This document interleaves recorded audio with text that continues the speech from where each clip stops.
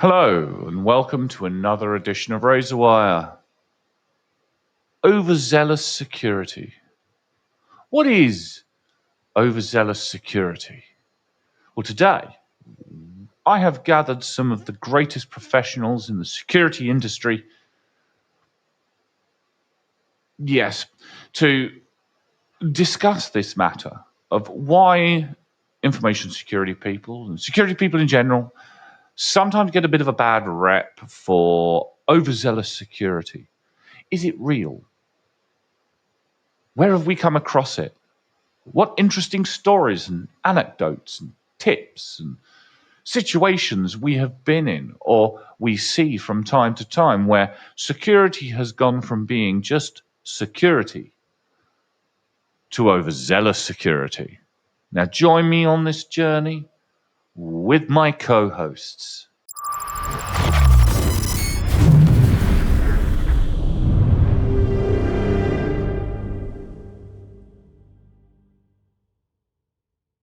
So today we're here once again with the professionals. We couldn't find any professionals, so you're stuck with us. I have my co-host for the professional segment, which is Iain and Chris Hi. Dawson, who spend a great deal of time bantering and arguing with one another. And I believe today's topic was decided not by me. Does somebody want to explain what that topic is? Overzealous security controls. This is gonna be a hot topic.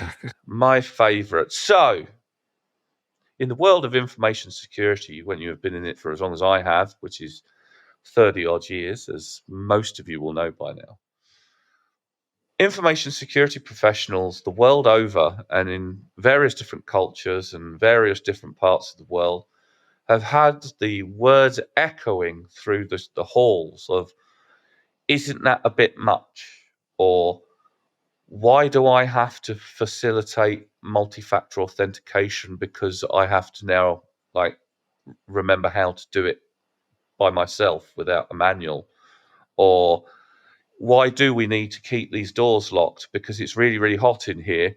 So no matter what we do in this industry at some point or another, and on a regular basis, you hear some words to that effect of, you're getting a little bit overzealous here, or this control is overzealous, or this workaround that you've given me for the real thing that I want seems a bit much. We're security professionals, all right? We want to lock all that stuff down and bury it away. We are secret squirrels, all right? By given nature of what we do. However, business still needs to operate. So we've got to, if it was up to Chris, I don't think he'd let anyone in the office. So Chris, if you had your way, would you give people 15 factors of authentication? You know, they have to remember a username, a password, carry something around, pick out certain numbers and letters from a book that's got a specific code. It would be a full cipher to get into anywhere, as in physically or digitally as well. Like, as long as I see it from the security point of view, we're putting this in, and the reason we're putting this in is X, Y, and Z. However, for you to still do your job, you have to do A, B, C, D, E, F, and G, and then you can still carry on your job. But we're protecting X, Y, and Z. So if you can still do your job, just got to spend a little bit more time getting in and doing whatever, then I don't see the problem with it. And don't forget, it has also got to be 15 different methods of authentication for each application. Oh, yeah. The first time you log in and any time you send an email as well. I think that's a reasonable level that we should be hitting. Yeah. But then you've got... But then business stops. You can't do business anymore. No. Business doesn't stop. Lazy people... You're not going to get sales. Lazy people that don't want to just do the extra 5 minutes of authentication, logging into this, that, and the other, their business stops. The actual business stops. It's the laziness that comes into it. Like, I'm not going to do that because I can't be asked going getting the key from the safe. There's a major flaw in your security controls. One, it involves you, Dawson, to remember.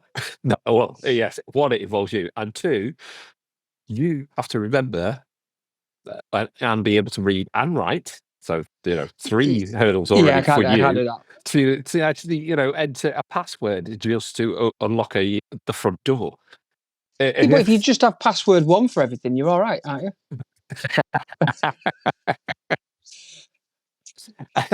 Yeah, fair one. I'm not condoning that. I'm not just putting that. I'm not condoning that at all. But it's even easier if you write it on a little post-it note and you stick it to your on screen. the door. Put it on Stick your on the yeah. door. Underneath Or- your keyboard. On the pass that you're trying to use. Make sure you've got your pin on there on the pass you try. So you Oh, yeah, right. it's this one. To get through the door that you need to get through to get into the Yeah. data center. Yeah.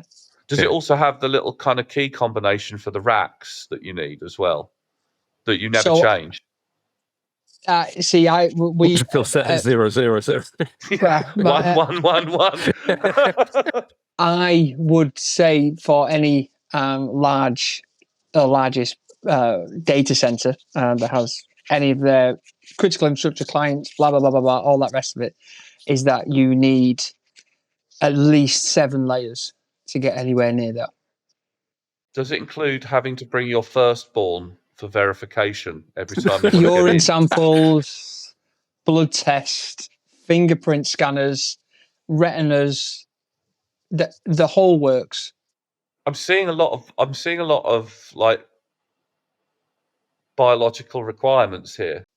A lot of biological requirements. And then when you're talking about just the racks themselves, they need to be on a 3-factor, which can include a access pass that only has got you and your PIN, for instance. And then we can have a nice digital control in there. So it's a digital lock that then you require your mobile phone, for instance. Therefore, you need another biometric data to get into your phone, able to undo that lock. Do you have to do all 3 at the same time? Yes, while spinning plates. What about was it Alien 4 where you have to breathe on the door? There was one I'm sure it was Alien 4 or yeah, it was. The terrible one where basically to get through the door you had to go up to it and go into like a little cone. Yeah, Alien Resurrection. Yeah. What the hell did that read? How much alcohol you have on your I'm breath? going to say, because DNA. There's droplets of DNA from your lungs. I mean, it's just as easy to just put your thumbprint on there, or mine would always read the same because the alcohol level would always be significantly high. We have been well known in this industry from especially in the early days when technology was nowhere near as good as it is now, where workarounds were really quite complicated. I mean, biometrics, good example. Biometrics is a really easy, cool way to provide one of your factors. This is where Iain comes in. Everybody shits the bed when it comes to what's happening with your biological information that forms part of your print. Why is that, Iain? Because it's you. It's personal to you. It's your identity. I don't want to be giving out my eyeball retinas. Who are you giving it to? Thumbprints. Well, the thing is, if that data, so you can use. Right. So here we go again. So biometrics for me it's a personal thing, and I will use it obviously on my personal devices and stuff like that. Of course, it's personal because it's personal to you because it's your. It's personal. Yeah. Exactly. So now, if you won't give it to a small company that employs you, but just give it to Apple. Yeah. Just give it to Apple. No, because they never do anything with things like that. No, they wouldn't actually. I mean, ultimately, I see people's points and people's problems, but we're still having. I haven't had that argument for a long time because now people are getting used to biometrics. Why are we using more of it in business? I mean, you do get the laptops with the kind of scanner on the actual power button. You've had those for a while, but why don't we use more biometrics internally now? If people are so used to it and they, as Chris quite rightly said, give it to Apple and give it to various other different organizations like Samsung and whoever else. Why don't we do it? And I mean, it's a really good non-repudiation technique as well for things like payments. We do payments these days on our phones. We happily store all the data on there. Is it overzealous to think that biometrics can't be more widely adopted now as a good factor? One of the rationale of why a lot of the US stuff doesn't, because there's Illinois Biometric Information Privacy Act, which is to even use anything biometric, you need consent. It's like Illinois state legislation. So if you're How a do part you of that, know this, Ian? Because he's How weird. do you know this? We live He's weird. thousands of miles away from Illinois. I've never been to Illinois. Have you ever been to Illinois? No. Do you know what, Jim? Right. How do you know that in the state of Illinois there is legislation? Can they read? What are you reading? And I keep up to date on a random privacy legislation. It's part of my role. Oh, it's random, all right. Kazakhstan, what's their privacy laws? I don't actually know. I'd have to go and Google that one. You'd have to go into his little black book of privacy people. Is this what you do in the evenings and at weekends? You go, I wonder what the privacy laws in the Arctic Circle are. It is special category data in the GDPR, though. That's why you've got to take it. This doesn't prevent you from using it. You just got to have an extra lawful basis, and it's got to be consent usually, or for like life or death situations. It comes down to consent, but it also, it does come down to laziness. So let's just take a general workforce, and we say, right, what we're going to do, everyone, we're just giving you notice. Anyone, we're giving you 3 months notice. We want to put in facial recognition in our cameras, so therefore you've still got your access ID cards, you've still got your pins to go into your privileged into your data centers, and who has that, and all them controls are still in place. They're not going to change. But what we're going to do is we're going to add in facial recognition and a thumbprint scanner on a server rack to identify that it's you. So if we've got someone comes in the office that is not on that database, it will flag to the security team, blah blah blah blah blah. 85% of that office will go, well, you're not having that data. Why not? It costs you nothing. All you got to do is look at the camera when you walk in, or do the eye scanning thing, whatever it is. But you want to pay for something on your phone. No one wants to get the wallet out or get the card out because you just pay. But you're quite happy to look at the phone and give you that data. It's because they're just lazy. There's no difference whatsoever. In fact, it's the data that company is going to take is safer than the biometric that you give to the outside world, Apple, Google. Especially with Samsung. Iain, who's going to be governing it with his intrinsic knowledge of Illinois data privacy laws. Why does not everyone know about Illinois Biometric Privacy Act? Right, anyway. But you make a good point, Chris. Okay, so let's get back to overzealous controls, because we're talking reasonable controls and reasonable arguments for biometrics, which is a podcast in itself.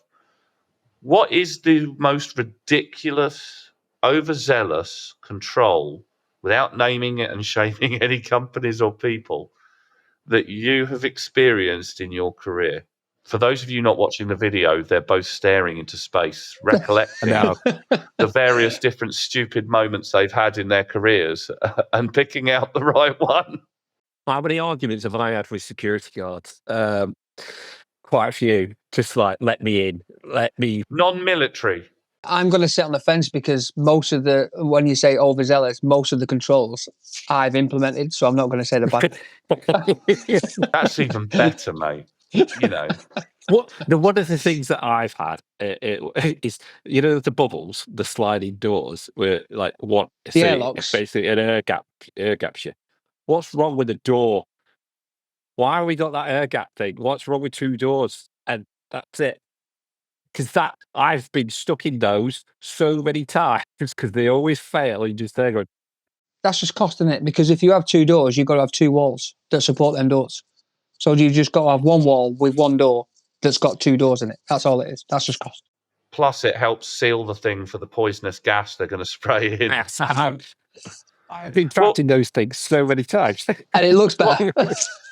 Well, the other thing is, I know that they do use them to trap people rather than just not letting them through the door, because you can use it as basically a little mini prison until the police turn up. And I have worked for an organisation who will remain nameless who actually did do that once. Some guy managed to get into the office somehow of this company I was working for at the time. And he managed to make off with about 5 or 6 laptops. And this was in the early days when laptops were really expensive. Most people had desktops. It was only really kind of important people who had laptops, and they used to never take them home because obviously that's what you do with a laptop. You leave it in the one place on the desk that, not use it on your lap. Yeah. But this guy got in at the weekend, and he went and got a load of laptops. And one of the guards caught him on the rounds. I think he got in with the cleaners somehow. He kind of got in with the cleaners. And he did a runner. And on his way out, the security guard downstairs got radioed, apparently. And whilst the guy ran into this pod, which would let you through, it was like one of the old turnstile style ones with the turnstile in the middle.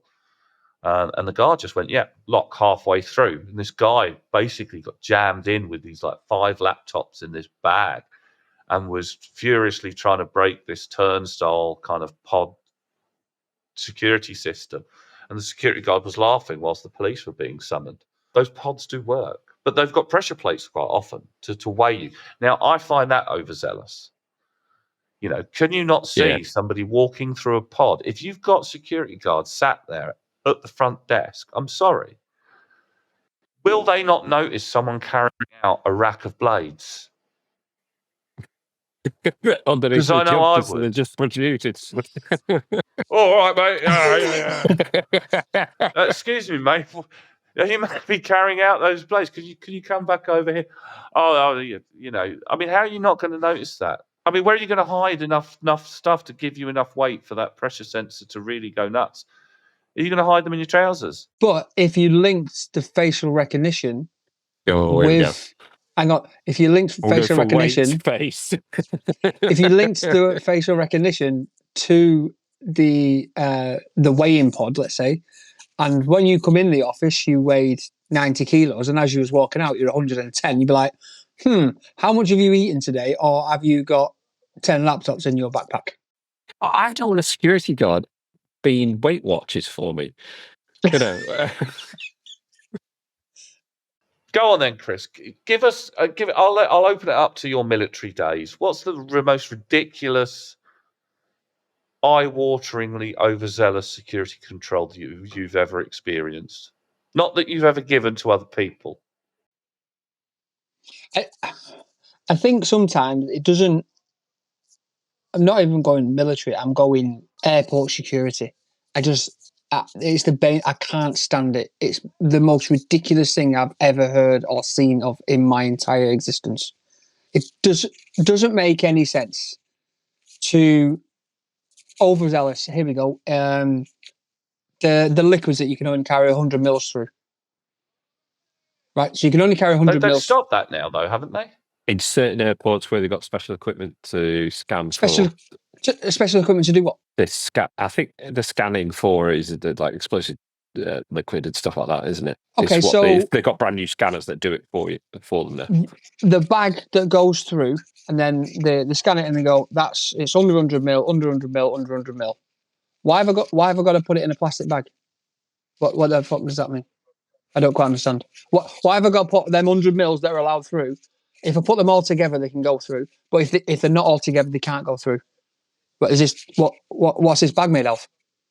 If this was some sort of bomb, it's still going to be a bomb if it's in a fucking plastic bag, or if it's not. What's the point in that? Is it a Die Hard 3 thing though, where you've got like multiple chemicals that when you mix them together, they form some kind of magical explosion?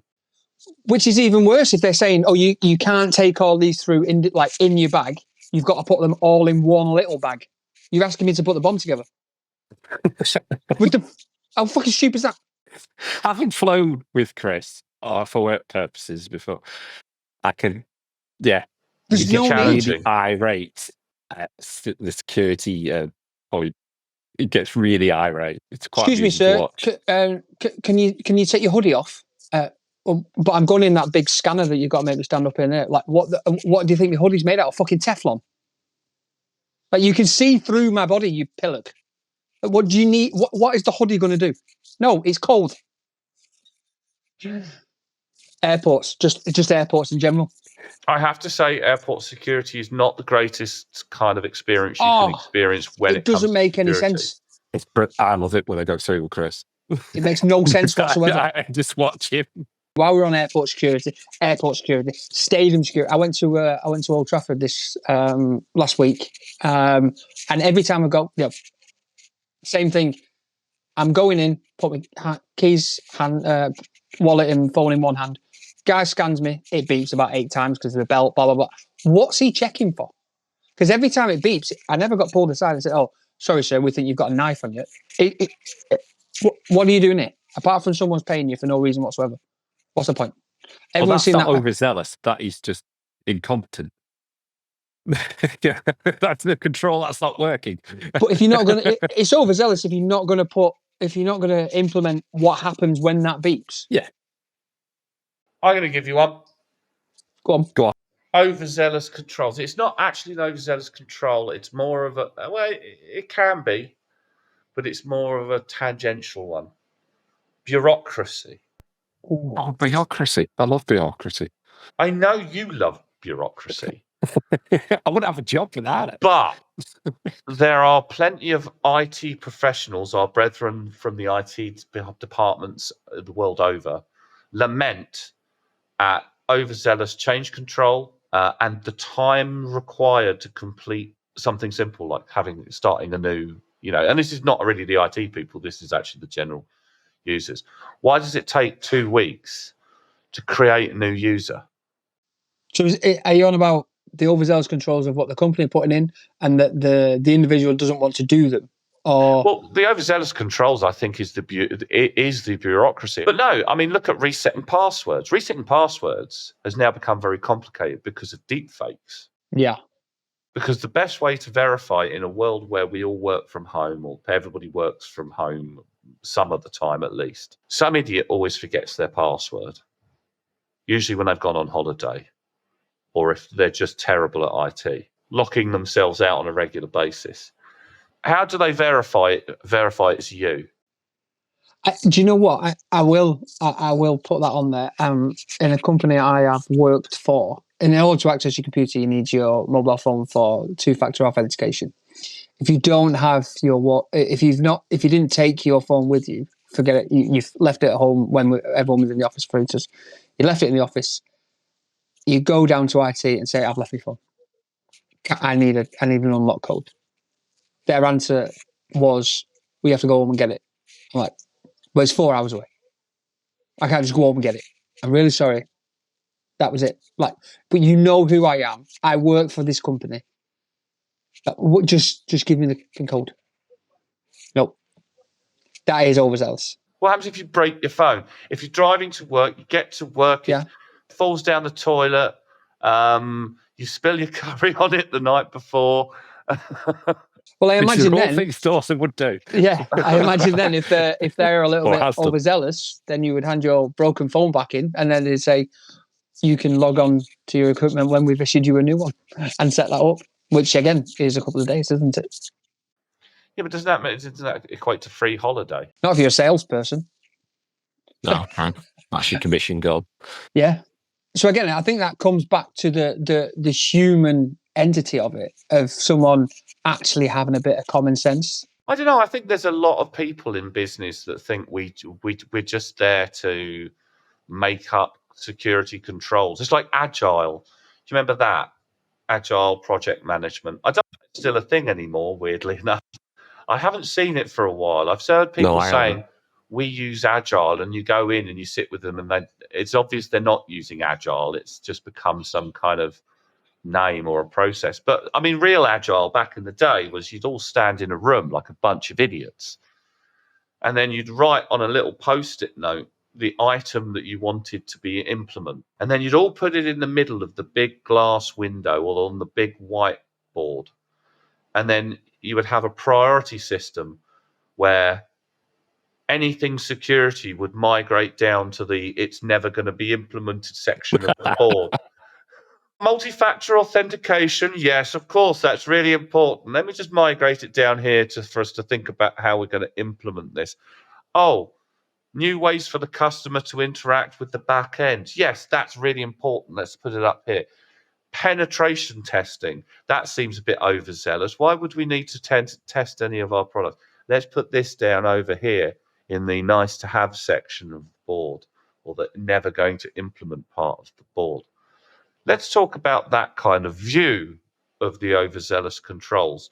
What experience have you had where you've thought it's quite important to get something like a pen test with a new environment that's gone in, or tests, actually go and have a look at what the builders have done with the physical security, in Dawson's case, of the data center that's out in the middle of absolutely freaking nowhere, up some mountain path somewhere that only a goat could go to, and having it knocked back by people because you're an overzealous information security professional like the rest of us? Give us an example. I think it's usually pen testing. Why is that? Because if you're about to implement... But everyone seems to see is a blocker, a complete blocker. It's like, it's not going to stop you delivering. If there's something high risk, it does, though. you need to, if they find something high risk, yeah, all right, fix that. But the rest of the stuff can come later if it's not that high risk, based on your risk profile, obviously, within the business. But everyone perceives a pen test as like a nose of like, oh God, really? Why? People don't look at it as, oh, let's have a look to see where we can improve this. People go, all they're doing is ripping my work to pieces, and then they're just going to say it's shit. You know what I think it is? I think that they intrinsically left out of the software development process checking their code, quality assurance, and they genuinely didn't do it. So the more strenuously they start demanding that they're not going to do the penetration test before it goes live, the more I have a tendency to start looking into how things went with the change control that we've already mentioned, and the software development process sign-offs have gone, and the level of testing that has been occurring between them writing the code and the authorization of the code. Because if they correspond on the dates and timestamps within about an hour of submitting it and then signing it off, then I know that there's a really good chance that they haven't done any kind of quality assurance or security checking of what they've generated. That's my opinion. Well, that's probably my experience as well. Is that overzealous, though? Am I being overzealous? No, I would say, oh, well, it's an essential part, because if you're putting something out there in the wild, people are going to have a pop at it. Let's be honest. So you need to know that you've got the basics squared down. And so I wouldn't say that is overzealous doing it, but having, say, doing a penetration test at every stage in your software development, that might be overzealous. Do it at the end, obviously, but towards the end. So, but building that lead time to fix things that are found, that is fine.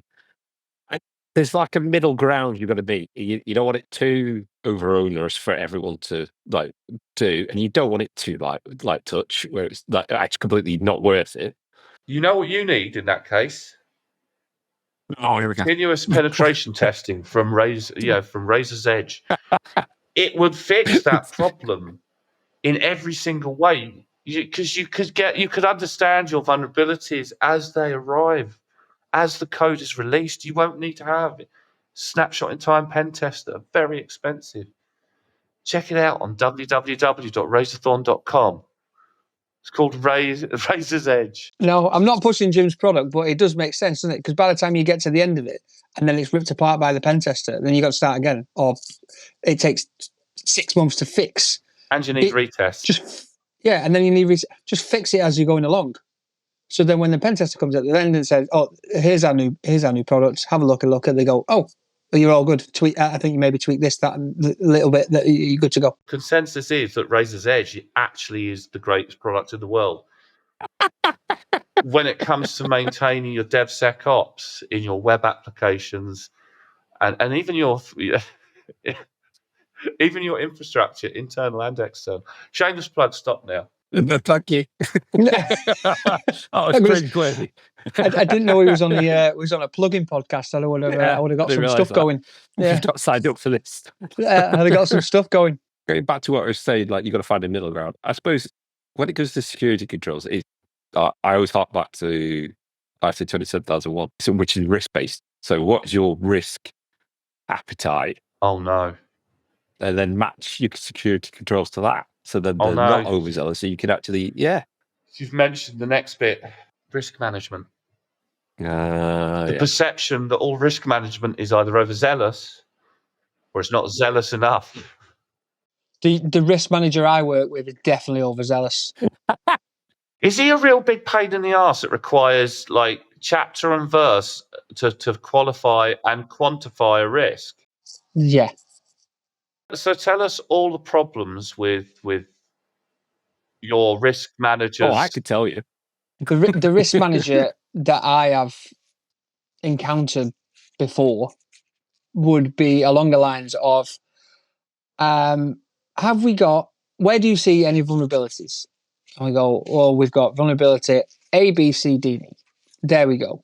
Okay, what are we going to do about them? Well, we've already done something about them. We've already scratched off A, scratched off B, scratched off C, and we're in the process of scratching off D. Okay, what have you done to do that? Here's the problem. Here's the solution. Excellent. That sounds great. Have you got the inside of the cat's ass of how you got that, how you did that process? I'm like, no, I just did it. Well, I need to know the urine sample of the fucking contractor that came to do. You're like, what? Why? I've never asked for a urine sample.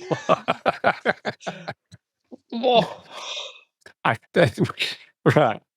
Do you consider your risk manager to be a bit like the ARP warden out of Dad's Army? Yes. Instead of just going, oh, that's a good solution. Yeah, well done. It's like, well,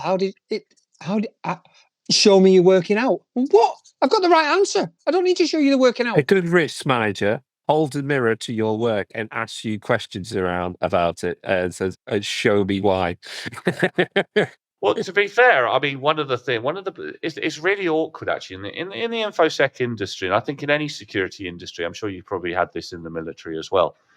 Risk management is both your best friend and your worst enemy, because if done right, it works really well, and everybody kind of knows and understands why they need to do most of the things they need to do. There's always going to be discussions and arguments or whatever about how you're going to handle and treat risk, but equally it can be implemented in a way where it's just so horribly managed and it is so either over effective or at worst massively ineffective, and it's kind of hard to gauge what you're going to walk into. I mean, I've walked into some really, really high-end institutions with whole reams of risk managers, and I honestly don't understand how they were doing it.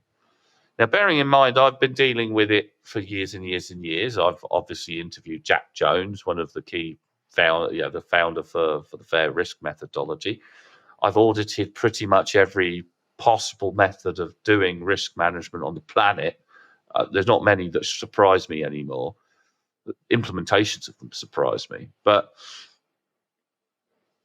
I see a lot of business people, which is weird because they understand risk. Do we do this or do we not do this? Does this go to market or does it not go to market? How much are we going to earn if it goes to market and it goes well? What's most likely? What's most probable? And what risks do we have? Is it possibly going to fail entirely? So they understand risk. Why do they see information security risk as overzealous? I think it goes down to your organization's risk culture, because your information security risks should be treated the same as your financial risks. It comes down to your risk culture. And I get the reason why, from my perspective, that I've had it before, and me having a security background really helps, is that everyone's a little bit scared of security at the end of the day. Everyone's scared of copying a file, of having a data breach. So it comes down to that as well. No one really wants to engage with it because if they document X, Y, Z, and said they're doing it and they're not, and they have a breach, you're on the cop. You've formally. That's assuming you can get them to sign off on the risk. Well, I always do. But, but that is what I've come across in different organizations, is like it's a lack of willingness to accept for the risk owners to actually put pen to paper and go, well, if I document that, I'm in trouble. But I've seen the flip side of it, where people have actually used it to good use and said, actually, this is a good risk. This is a high risk for the business, and we need to raise this, and we'll use the proper channels to raise it and go through the whatever committees you might have and stuff like that, up to the board and stuff like that. Then that is a good driver. Never, it's not an overzealous control because it's being used correct. If used correctly, risk, it's there to facilitate business make its decisions and drive the business forward. Is Chris in your top 10 risks on your risk register? Yes. Like Chris Second. Dawson. If that's all the risk says. That's all the qualification you need. It just the risk description just has Chris Dawson and a picture of him. I've got Iain is definitely overzealous on some risk stuff when it comes to some as simple as like a health and safety risk. Like, it's very serious. It is very serious, but I don't see the point in having to put a sign up on an electrical box that says electric. Because if you fucking electrocute yourself, you shouldn't be pissing around with the electrics. The reason why you have to put those signs up is because there are so many those stupid people around, and quite a few of those stupid people have succeeded in suing the business for allowing them to be stupid. That's why you've got to put those signs up, so then we can go, actually, no, there was a sign, this is on you. There's the answer to the earlier question on overzealous, not so much security controls, but way overzealous. But it is a security control, though. Think about Yeah. it. It is. It's to deal with the liability. Some risk manager has actually sat and analysed this risk that somebody may electrocute themselves with unauthorised access to some kind of electrical system or box. So come on, Chris, give us one last one before we all have to go off into our desperate. What is an overzealous experience you've had where you've either had to hang your head and think bitterly about your role in life? I think a lot of it comes down to, again, not so much on the security controls, because I think we should have as many as possible, because then the less gaps, the better. All it is lazy people don't want to go through the controls. What's the most overzealous thing that you've implemented? Because it comes under my remit, again, on a health and safety side, and I think this is probably Ian's problem. Not Ian's problem, but Ian's saying that I had to do it, is that I might have had to put up signs saying, beware of moving vehicles in a fucking car park. What if someone got run over? I'd be like, well, it's a car park. Did you instruct him, Iain? No.